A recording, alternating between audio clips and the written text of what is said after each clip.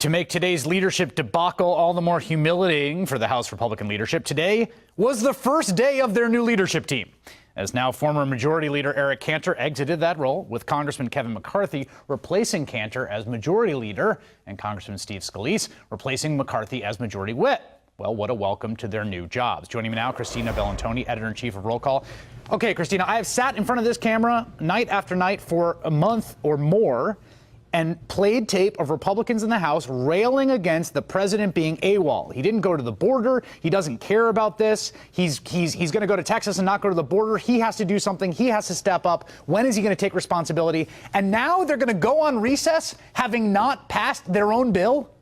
Well, they're not. And I think that's what you've laid out there is exactly the reason why lawmakers are telling our roll call reporters tonight they're going to work through the night. They're going to get this dealt with. If they need to stay through the weekend, they will.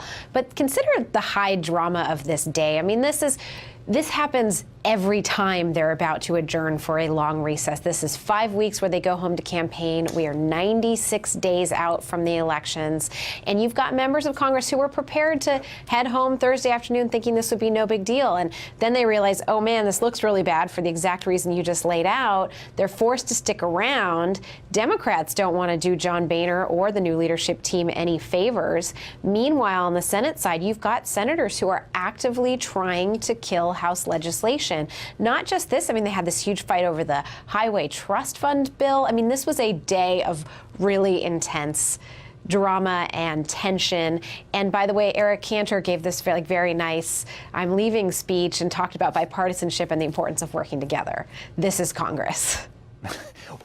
Well, it's also, I mean, frankly, it's a massive humiliation for the leadership on their first day. I mean, they got rolled once again and they got outplayed. And it reminds me of the shutdown. I mean, John Boehner was coming up there every day saying, we don't want to shut down, we don't want to shut down. I remember playing John Boehner 3 or 4 days before the shutdown. Yeah. We don't want to shut down. Meanwhile, Ted Cruz is whipping the House. And we saw what happened, and we saw what a political disaster it was. And now they're going to try to rerun this. They're going to allow him to do this 96 days before the election, or almost do it. It's pretty astounding.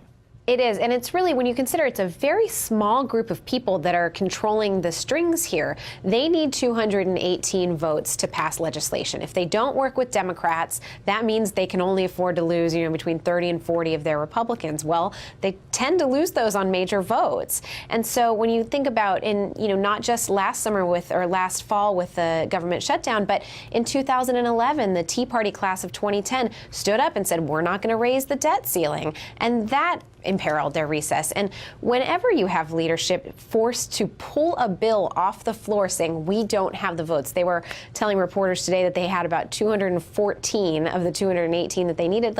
That is really embarrassing.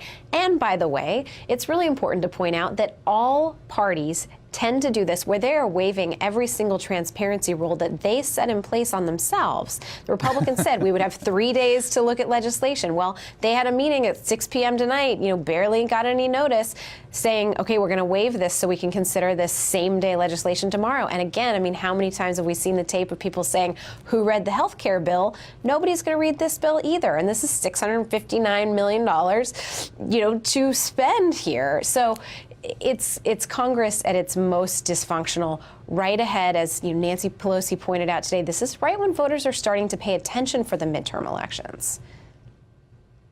They've also backed themselves into a corner. They're coalescing now as a party around a deportation message. And I think that is just poison for them. It was one thing after 2012 when everyone thought they were going to get on board comprehensive immigration reform. The Senate passed it. They sort of slowly backed away from it. But it's not just that they're not doing anything on comprehensive immigration reform. It's now a pro-deportation message that is the leading message of the Republican Party on immigration.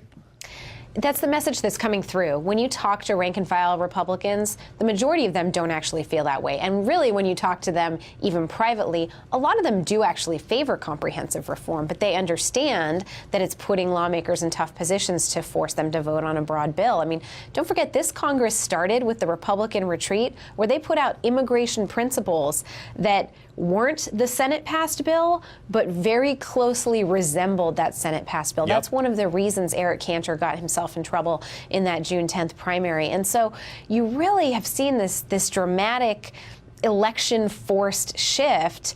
And with the the backdrop of 2016 as well, this is difficult for the Republican Party right now. Christina Bellantoni from Roll Call. Always a pleasure. Thank you. Thank you.